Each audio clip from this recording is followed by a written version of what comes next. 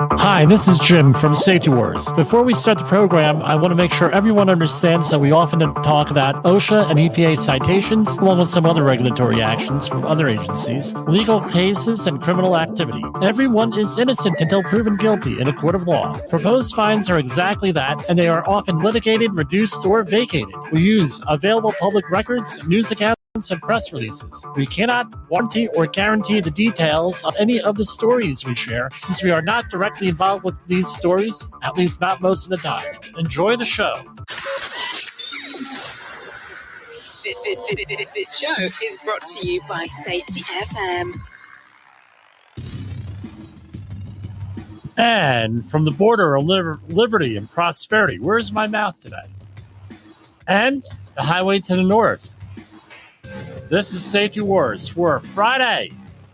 Yes, Friday, October 20th, 2023. How's everybody doing out there? Hope your week was productive. Yes, we're always coming on a little bit earlier. I come on when I come on. I learned that when I come home from whatever project I'm on, it's always smart that we're going to go on immediately.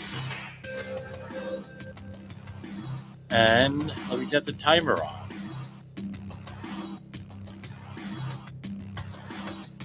We're looking to up our game here at Safety Wars. How's everybody doing? We had a very productive week here. Running around, doing site audits, concourse, you name it, we did it.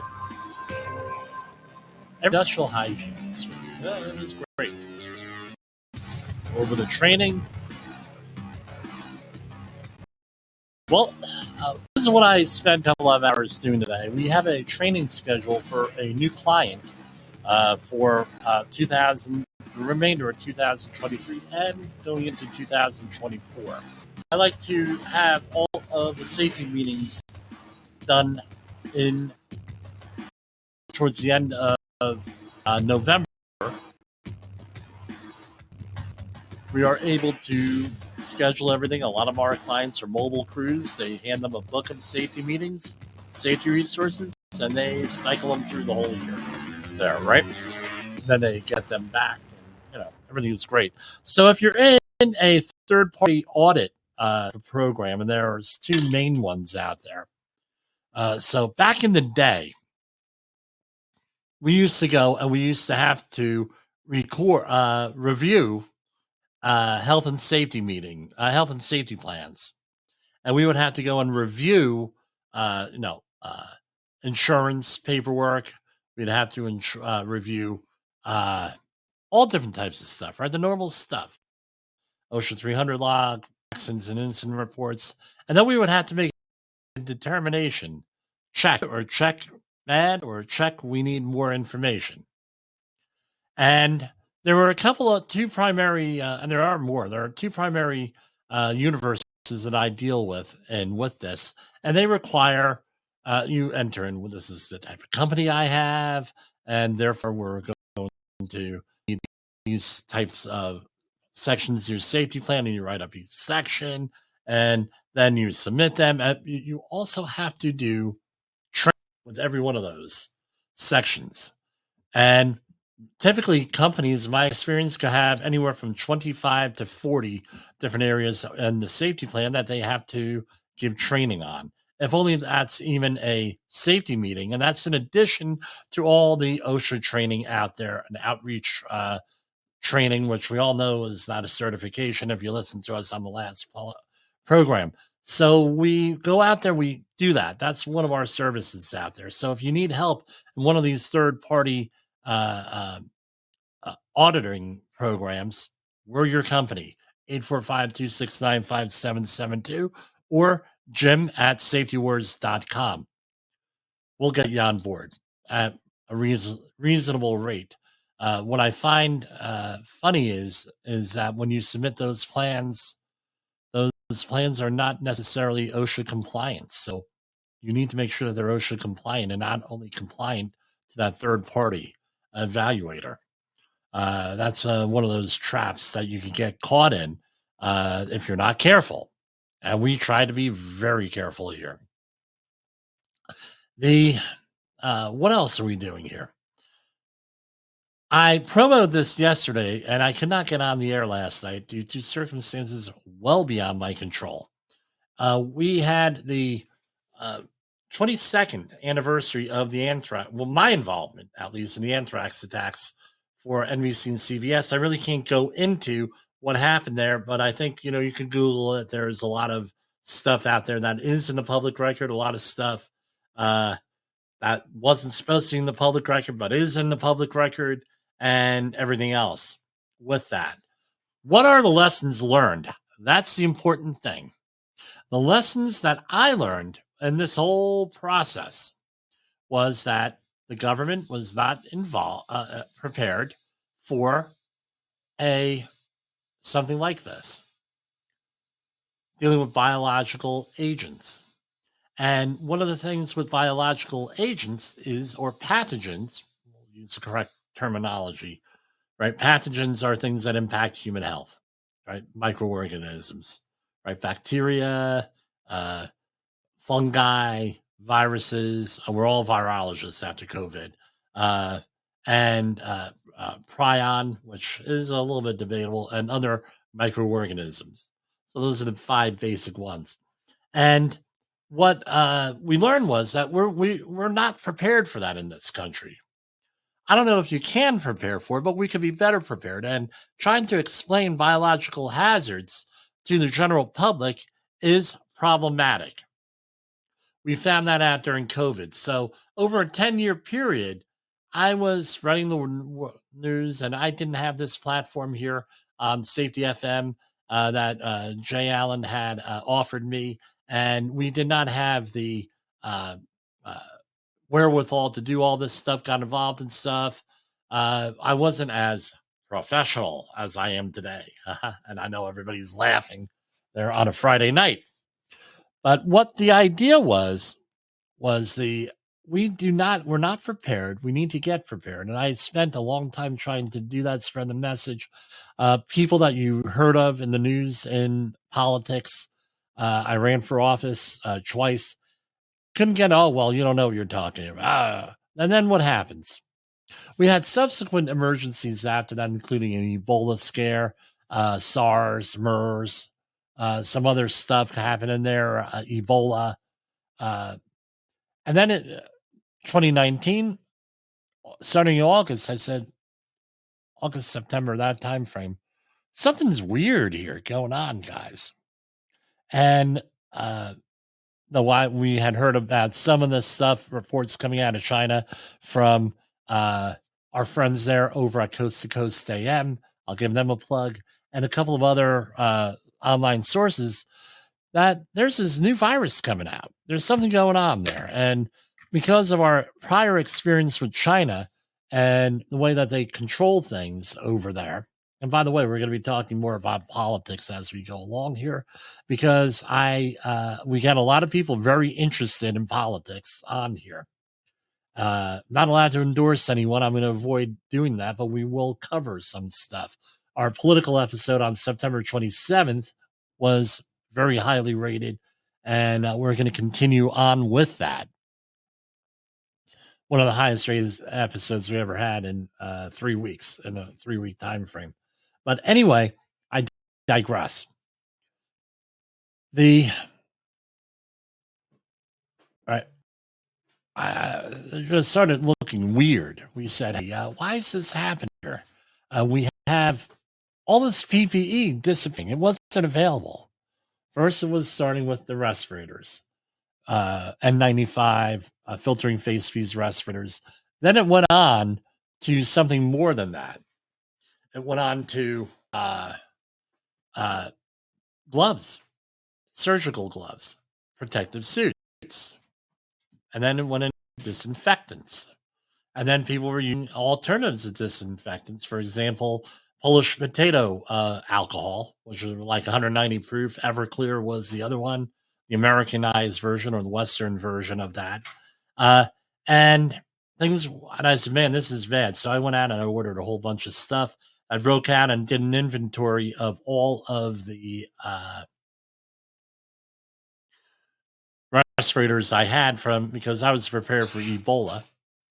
And I'm kicking myself because I had cases of comfort masks that now the imitation filtering face use respirators cases. I threw them out because nobody wanted them. Well, had I held on to them for 6 months, we could have probably bought a car without what we're charging for them. I didn't have to gouge. And all of this stuff comes on and goes on, and we weren't ready for it. Again, today, what has it been on? 2 weeks right now. We're working on 2-week anniversary tomorrow. We have the whole situation going on in Israel and the Gaza Strip, Palestine.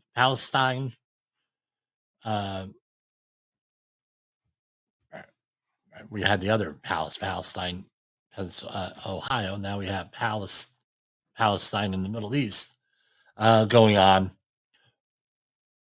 My question is this: we have threats. There's nothing that we could do here. I mean, my community is in an uproar here. Some people from my community are reporting over to Israel for battles to fight to be with the Israeli military there, the IDF. My question is this: real simple. What are you going to do about what's going on in the Middle East? It's a question. How is that going to impact us over here?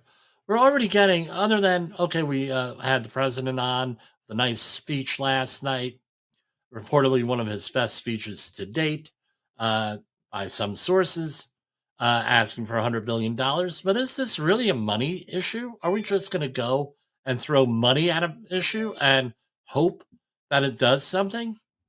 Right now, we essentially have a two-front war. Two-front war is real simple. You have one in Ukraine.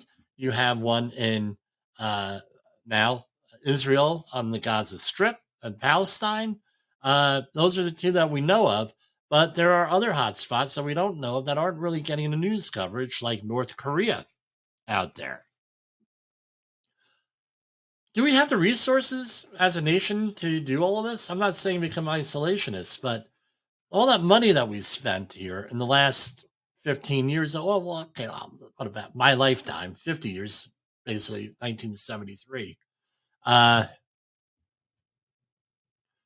Wouldn't it be nice to have that money? How about in the early 2010s when we had all these smelters for lead go offline? Now we're dealing with an ammunition shortage. Do we have and this is a legitimate question, do we have the capacity as a nation to go and respond to this? I don't know. Beats the heck out of me. Now the question is, and I got off the phone, I had a discussion with one of our former guests, one of our guests here recently, Daniel Kraus. What are we doing financially with our own families? What are we doing to prep our own families? Do we have a bug out location? Because I tell you what, we got threats of nuclear war. And here we have a report. I'm going to pull it up from the New York Post, published on last Sunday. FBI director warns of rise in terror threats against Americans, potential copycat attacks on U.S. soil. The head of the FBI is ominously warning that there is a rising number of terror threats against the U.S., and that the biggest concern involves potential lone wolves pulling off Hamas copycat attacks here. Agency Chief Christopher Wray. Hold on, I gotta love these ads. Christopher Wray is 56. Why do they put his name in there? Urged law enforcement is an agent there. Urged law enforcement to be extra cautious about ripple effects from the raging Israeli-Palestinian conflict during an address at the International Association of Chiefs of Police annual conference in San Diego on Saturday. History has been witness to anti-Semitic and other forms of violent extremism far too long, he said, according to an FBI transcript. We remain committed to continue confronting these threats. I had mentioned last last week, I believe it was, one of our biggest threats here is people cannot discuss things reasonably.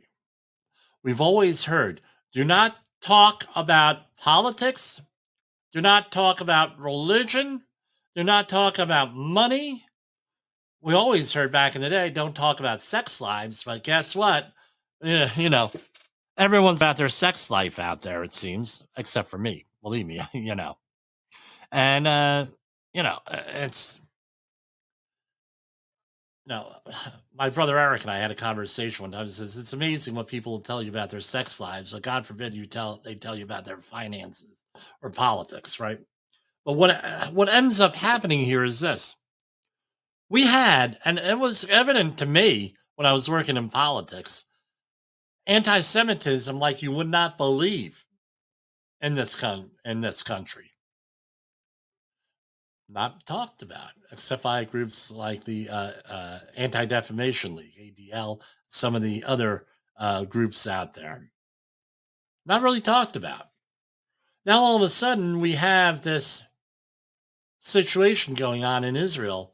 They came out of the freaking woodwork, a lot of these folks. They're out there, guys. Locations, there's a lot of things on college campuses. Well, that's to be expected. Anyway, since the 1960s, you have it with the counterculture and everything else. But all of a sudden, we're finding out college campuses, high school campuses, in some cases, I'm sure, Marxist ideologies that have made their way into the workforce. You could go and fill in the blank on that one, and some other stuff. We didn't know this. Why? Because the people who are polite were not discussing politics or religion in a polite, reasonable way, blah, blah, blah. Right, as reasonable as it could be. Now we have a situation where all these people come from. Where do all these people come from? We got protests here. We got thousands of people here protest. We got thousands of people here protesting. The FBI says, well, we may have lone terrorist attacks here. What are you going to do? I'm not saying be angry all the time. That's sometimes my job. But I'm not saying be angry all the time. I'm just saying we got to learn to discuss this stuff because we're coming apart at the seams, people. We're coming apart at the seams as a nation in a lot of ways. A lot of ways we're coming together. That's a positive thing. And that's what we're about here is, right, maybe in the beginning credits, I'm going to put in, blessed be the peacemakers. Think about it. From the Bible, right? Oh, I'm not supposed to talk about the Bible here. Blessed be the peacemakers in the Beatitudes, Sermon on the Mount. What we need out there are peacemakers.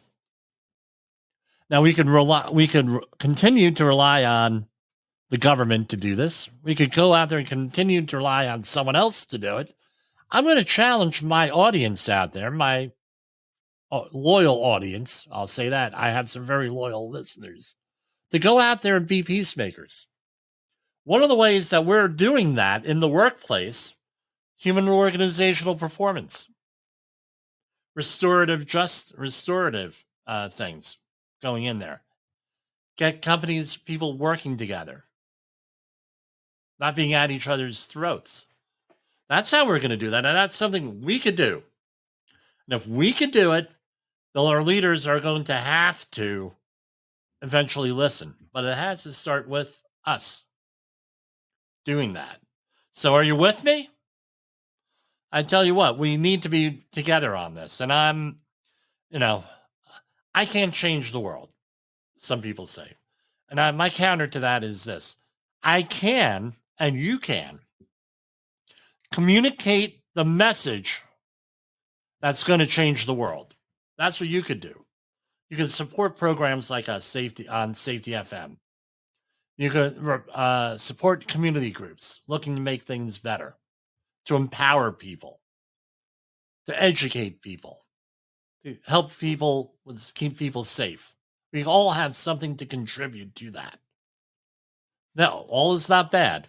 But the question is this: what are you going to do with this terrorism stuff to help your community, help your family, prepare for disasters? We have a lot of disaster preparation programs recently on here.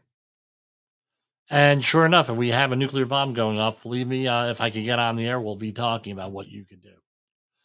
Bottom line is this: don't get it in you, don't get it on you, don't bring it home. That's radiation. And that is our monologue. We're going to go to a brief commercial break while I set up the rest of the program.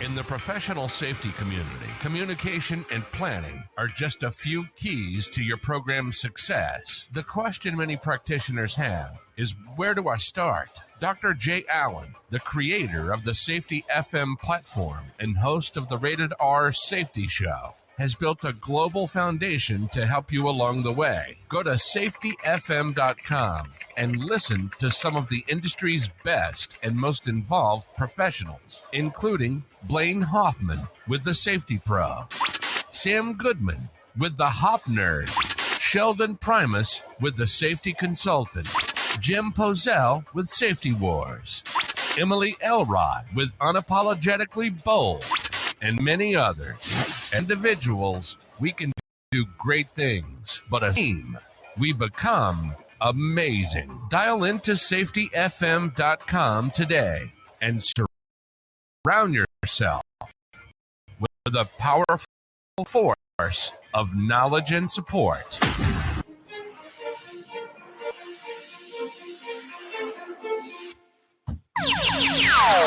Safety Wars is streaming now. SafetyFM.com.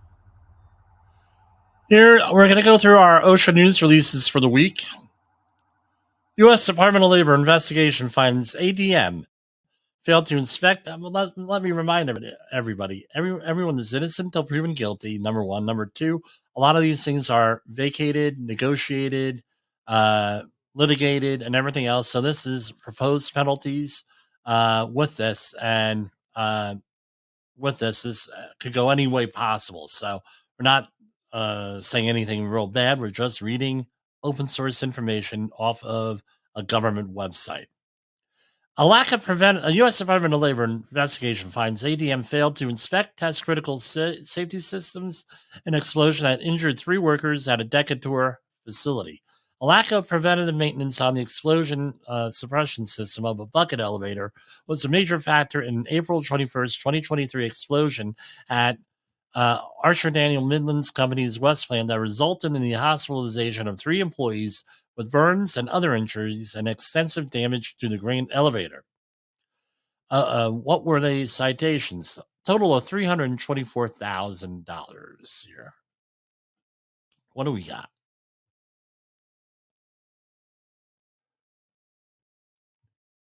Aye. Okay.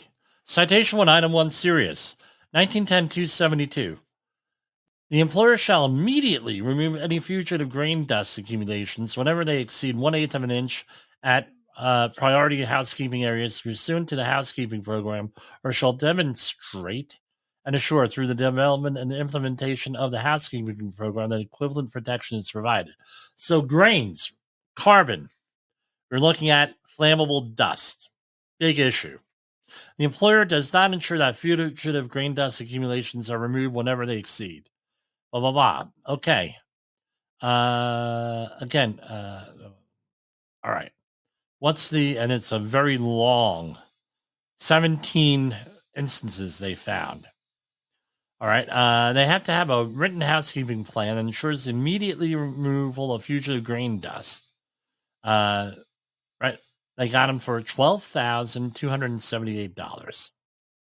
All right. And no, what I find is how different areas write this up. So for this. So here we have an abatement documentation certification right here. I'm highlighting it here. Yeah, that's the word I'm looking for. Citation 2, item 1, type of violation, willful, serious. This is a general duty clause violation. It's really, they only issue them really for serious things. But here we have a willful serious violation, meaning that they should have known that this was a problem. The employer did not furnish a employment and a place of employment which were free of recognized hazards that were causing or likely to cause death or serious physical harm to employees, and that employees were working in and around the corn germ unloading and elevating area on the north end of elevator area were exposed to combustible agricultural dust, deflagration, and explosion hazards. What's the difference between deflagration and explosion? Deflagration proceeds at below the speed of sound. Explosion at greater the speed of sound is usually in a contained area, as far as we're talking about under OSHA. Associated with an indoor bucket elevator. The employer does not ensure employees working in buildings with indoor bucket elevators have combustible agricultural dust, deflagration, explosion hazards are adequately protected from those hazards. And here we go. They then go and talk about what the issue is, last quarterly inspection of the system, and then the feasibility methods for something. So if they give you general duty clause, they generally speaking give you what you can do, because there has to be a useful thing that you could do to prevent this. And inspections and things here. December 8th, date which violation must be evaded, December 8th. Proposed penalty, it is the maximum, $156,259. Citation to item 2 is 1910-272 M1I. The employer shall implement preventative maintenance procedures consisting of regularly scheduled inspection of at least the mechanical and safety control equipment with dryers, grain system processing equipment, dust collection, going on. And that's another willful for $156,259. Citation 3, item 1. The employer must, and this is other than serious, the penalty is 0, walking and working surface violation, right? And total thing, $324,796. Now, if I point out here, there was a accident here, and that resulted in the hospitalization of 3 employees with burns and other injuries. Now, what does that mean? You have to go. You have it used to be you needed 3 employees to have a catastrophic incident to call into OSHA. Well, they changed it to 3, 1 injury overnight in the hospital, admittance into the hospital, which is apparently what happened. And you could see that you can see this was relatively easy to do this to prevent this. In April 2019, this is why they came down hard. OSHA cited the company for not inspecting and testing critical safety systems after the November 3rd, 2018 explosion at its East Campus caused extensive damage. As part of a formal settlement, the company agreed to conduct and document preventative maintenance. So they didn't do what they were supposed to. On January 4th, 2019, an explosion and deflagration propagation event caused equipment and structural damage in the East Wet Milling Corn Plant and outdoor truck unloading bucket elevator legs. A detailed hazard alert letter was issued to the company outlining concerns with the performance and documentation of equipment. Additionally, OSHA issued citation to the company on September 29, 2023, following its investigation of the April 11, 2023 death of a locomotive cab operator in a collision at an soy plant. The agency cited a violation of the general duty clause after determining that the company had not ensured that crews positioned in rail cars with sufficient clearance to prevent a collision, and that was $15,625 in penalties. I don't know. That's what's going on there. If you're on their hit list, or I could say another kind of list, come on. what was going on here. I don't know what the context is, so I'm going to keep my mouth shut. OSHA announced its meeting of, well, that's old news. Sorry. And we're going over into Department of Labor. I don't know why the OSHA is not getting a lot of this stuff. This is an MSHA case here, but we have to go to the Department of Labor webpage to get a lot of this stuff. Federal judge orders Colorado mining company to ban owner from work site until he completes required safety training. I've seen this happen, not by the government, but I've seen companies do this. General contractors, host employers, ban owners of the company because the owners are usually ones without training at a lot of times. On October 13, 2023, Judge John L. Kane entered an agreed consent order and judgment requiring a person to requiring a company to prevent an owner from entering the mining site permanently until he completes and provides proof of mandatory safety training.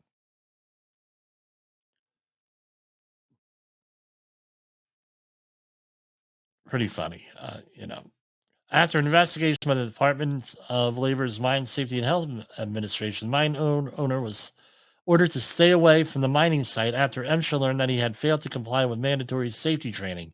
Despite the order, Duckles continued to work at the mine and was involved in several near misses and reportedly injured a worker with an excavator. Not good. Federal court enters consent judgment ordering New Jersey framing contractor to pay $360,000 for wage retaliation violations at a Lynn, Massachusetts project. A federal court in Boston, by the way, I know of this company.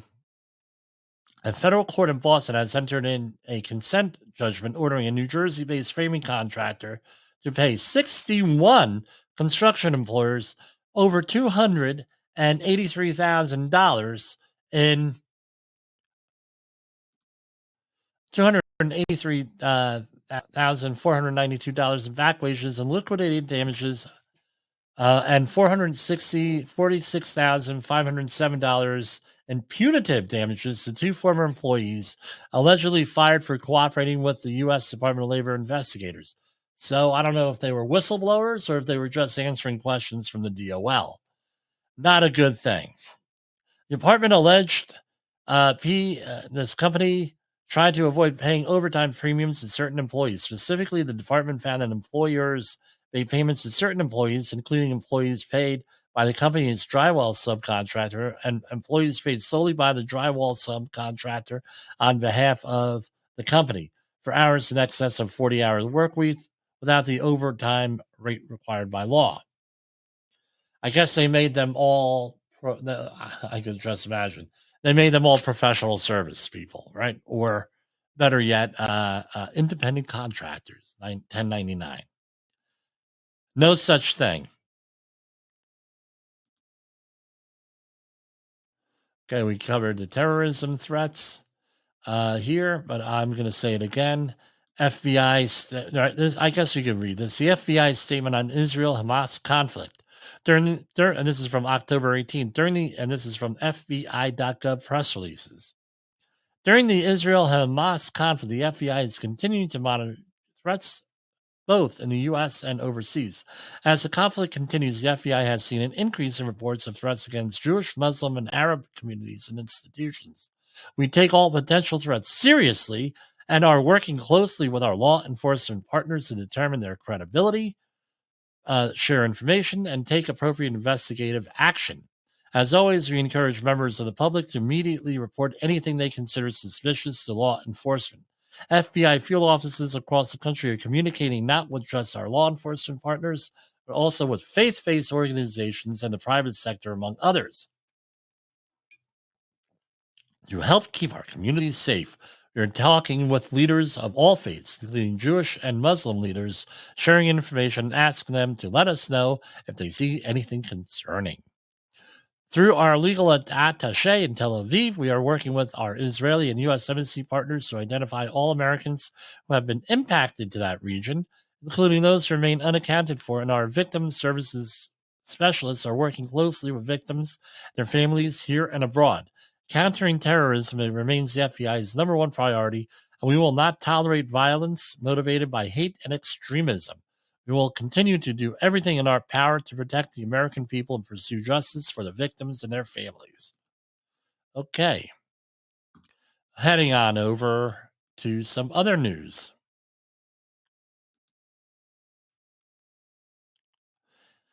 Some AI news here.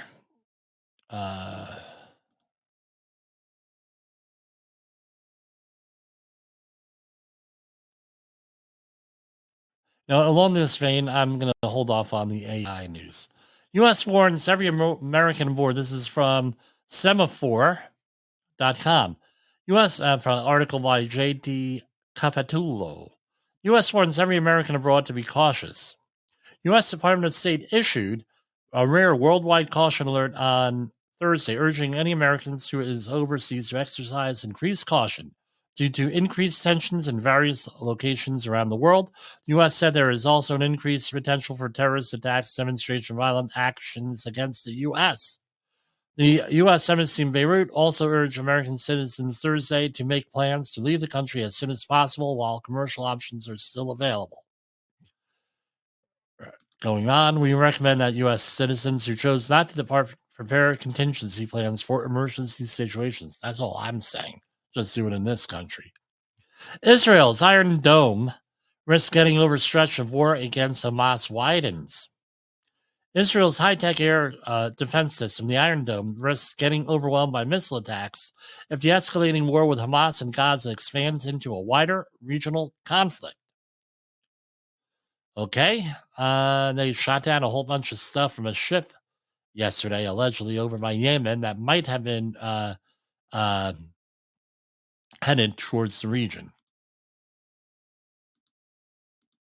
Incident involving a U.S. warship intercepting missiles near Yemen lasted 9 hours. This is from what we just said, and it is the name of the ship, the USS Carney, an Arleigh Burke-class destroyer that traversed the Suez Canal heading south on Wednesday, intercepted the missiles and drones as they 4 cruise missiles and 15 drones. Their trajectory left little doubt that the projectiles were headed for Israel, the official said, a clearer assessment than the Pentagon's initial take. And who was that from? A U.S. official familiar with the situation.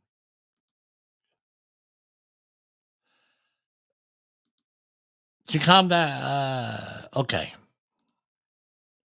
We're going to, how many minutes do we have left here? Okay, a little bit under 20 minutes. I'm going to take a break because there's an article I wanted to, it'll probably come on tomorrow morning sometime. There's an article I want to go over here. Is your safety training old, stale, and hackneyed? Is your safety trainer still preaching a warped version of behavior-based safety? How about safety training that actually addresses your hazards in your workplaces and is not standardized baloney from 25 years ago? Contact the Safety Wars team at safetywars.com or call Jim Posel at 845-269-5772. Remember, if you're receiving this message, you are the solution to unsafe workplaces.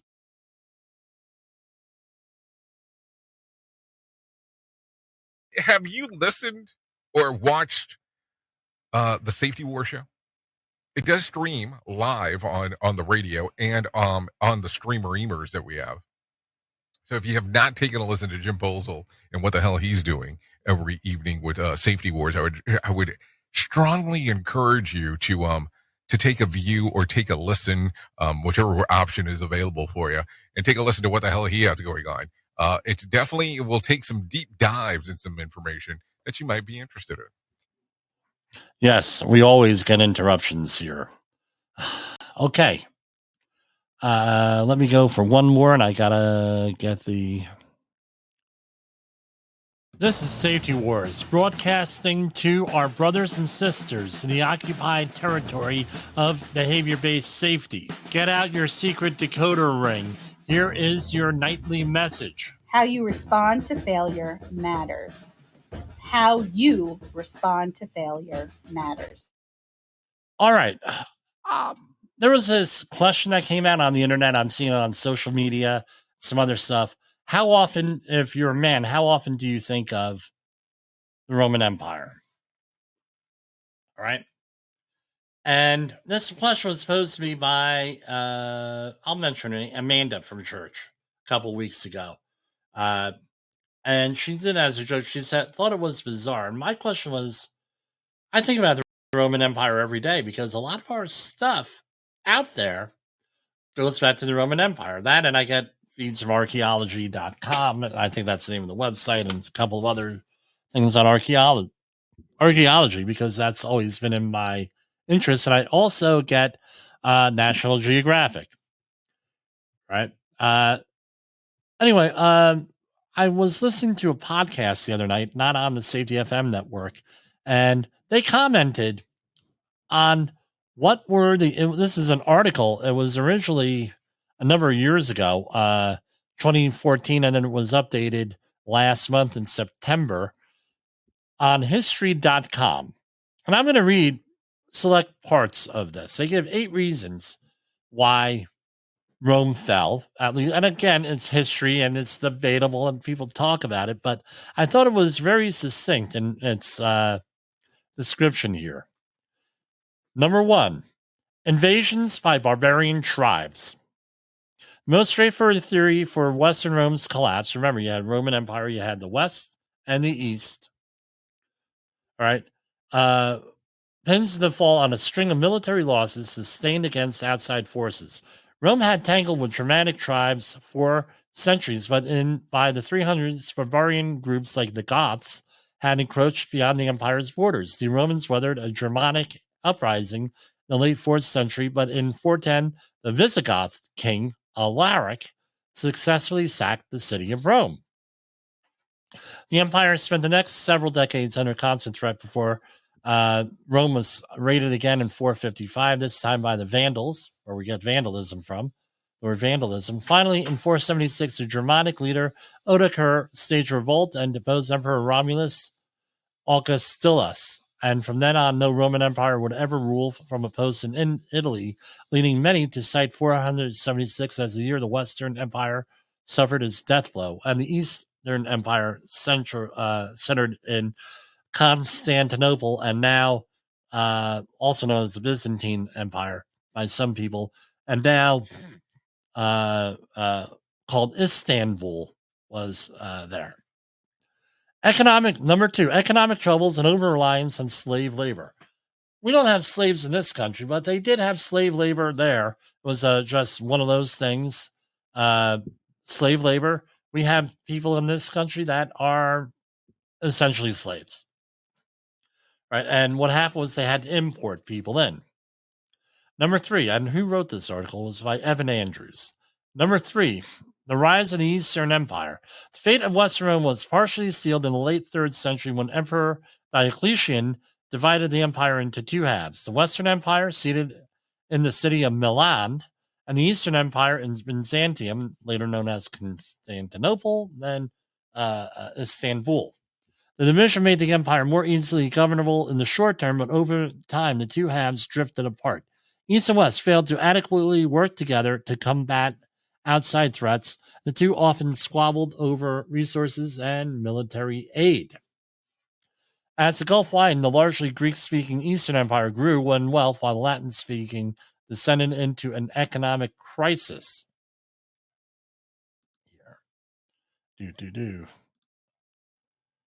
Going on. Number 4, overexpansion and military overspending. Did we talk about this? Right now, we got 2 wars going on. And they had their share of troubles in the Middle East, too. 5, government corruption and political instability. Sound familiar, folks? And Rome's sheer size made it difficult to govern. Ineffective and inconsistent leadership only served to magnify the problem. Being the Roman Empire had always been a particularly dangerous job, but during the tumultuous 2nd and 3rd centuries, it became nearly a death sentence. Number 6, the arrival of the Huns and the migration of barbarian tribes. I think John Colicos, he played Kang in Star Trek, and also in Steve Zissou in the original series, and also the original Baltar in the 1978 series Battlestar Galactica. He played Attila the Hun here. But again, brutalizing, right? The barbarian tribes are brutalized by the Romans, and I'm not going to read it here because it's horrible situation how the article describes these things. The next one, the Christianity and the loss of traditional values. The decline of Rome dovetailed with the spread of Christianity, and some have argued that the rise of a new faith helped contribute to the empire's fall. The Edict of Milan legalized Christianity in 313, and it later became the state religion in 380. These decrees ended centuries of persecution, but they may have also eroded the traditional Roman value system. Christianity displaced a polytheistic, meaning many gods, Roman religion, which viewed the emperor as having divine status, and also shifted focus away from the glory of the state and onto a sole deity. Meanwhile, popes and other church leaders took an increased role in political affairs, further complicating governance. The 18th century historian Edward Gibbon was the most famous proponent of this theory, but his take has been widely criticized. While the spread of Christianity may have played a small role in curbing Roman civic virtue, most scholars now argue that its influence paled in comparison to the military, economic, and administrative factors. Number 8, the weakening of the Roman legions. For most of its history, Rome's military was the envy of the ancient world, but during the decline, the makeup of the once mighty legions began to change. Unable to recruit enough soldiers from the Roman citizenry. Sound familiar? Been following the news? Emperors like Diocletian and Constantine began hiring foreign mercenaries to prop up their armies. Sound familiar? Russia, the Wagner Group.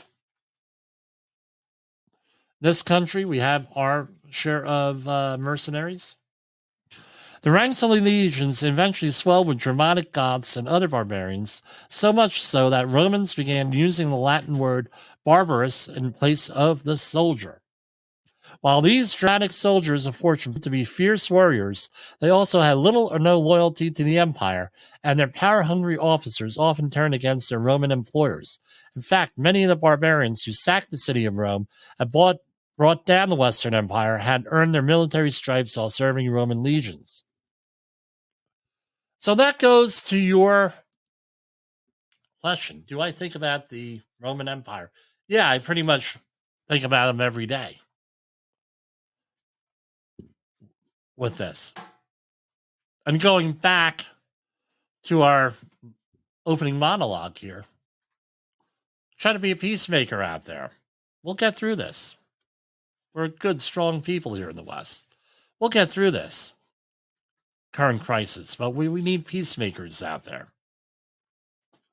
We need people willing to go and communicate the message of peace and communicate this stuff and not rely on the leadership. You become the leader for this. And we're going to have more on that leadership in the very near future, like within a week. I'll be speaking on October 27th at the ASSP event here in Rockland County on leadership. And we'll be sharing some of those things here. For Safety Wars, this is Jim Posel.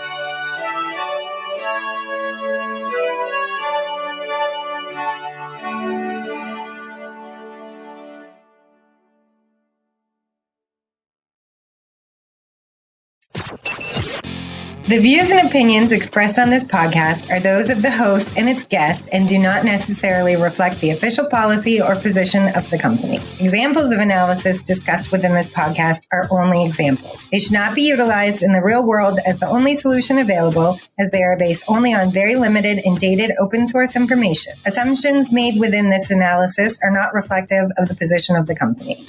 No part of this podcast may be reproduced, stored in a retrieval system, or transmitted in any form or by any means, mechanical, electronic, recording, or otherwise, without prior written permission of the creator of the podcast, Jay Allen.